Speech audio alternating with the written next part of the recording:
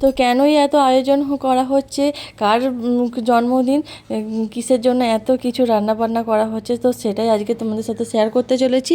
তো hello guys, good morning, welcome back to our new video. তো আজ ছিল আমার মায়ের 53 বছরের জন্মদিন, তো সেই জন্য সকাল থেকে রান্না করা শুরু হয়ে গেছে।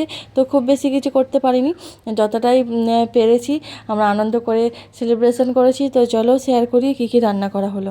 তো আজ হয়েছিল মিক্স ফ্রাইড রাইস, পটল ভাজা, বেগুন ভাজা, আলু ভাজা, কুমড়ো ভাজা, আর ছিল একটা লেগ পিস ভাজা।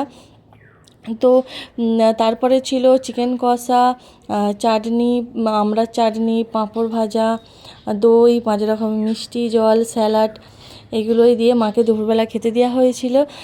তো মা তো খুবই হ্যাপি যে মায়ের এরকম সেলিব্রেশন, বার্থডে সেলিব্রেশন করা হচ্ছে বলে। এটা প্রত্যেক বছরই করা হয়, প্রত্যেক বছরই চেষ্টা করি মাকে নানানভাবে খুশি করার। তো মায়ের গিফটটা এখনও আসেনি, মায়ের গিফটটা আসতে তো দেরি হবে, যখন গিফটটা দেবো সেটাও তোমাদের সাথে শেয়ার করব। তো আমার মেয়ে প্রথমে মাকে খাইয়ে দিচ্ছিল লেগ পিসটা।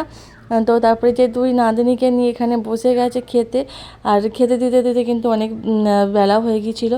তো তারপরে সন্ধ্যাবেলা এখন কেক কাটিংয়ের টাইম। তো আমারও একটা ফ্রেন্ড এসেছিলো ছেলে মেয়েগুলোকে নিয়ে, তো এখন কেক কাটিং হচ্ছে। তো এখন বাজে 9:30 সামথিং এরকম হবে। তো আমরা এখানে খুবই আনন্দ করছিলাম সবাই।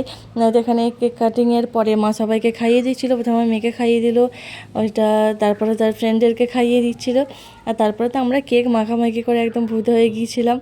তো বার্থডে যেই মানে যত বছরই মানুষের বয়স বাড়ুক না কেন, এই বার্থডে জিনিসটা এমন একটা জিনিস যে সেলিব্রেশন করলে সবারই ভালো লাগে, ছোট থেকে যতই বয়স হয়ে যাক না কেন।